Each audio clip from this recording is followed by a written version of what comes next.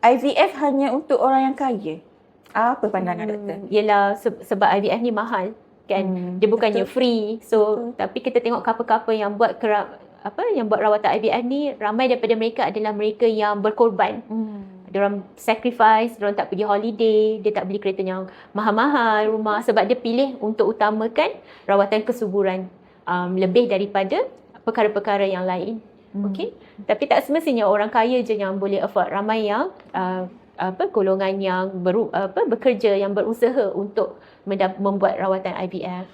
Sekarang ni dah ada banyak kelonggaran dari segi macam KWSP, dia boleh pay and claim ataupun cashless. Ada juga easy payment, perkhidmatan sebab kita faham rawatan ni mahal. Walaupun kadang-kadang kita dah budget so much, tapi rawatan tu dia bukan straightforward. Ada juga liku-liku dia, konang sana, konang sini. So mungkin memakan kos yang lebih tinggi. Sebab tu ada bantuan-bantuan tertentu untuk meringankan bebanan keuangan.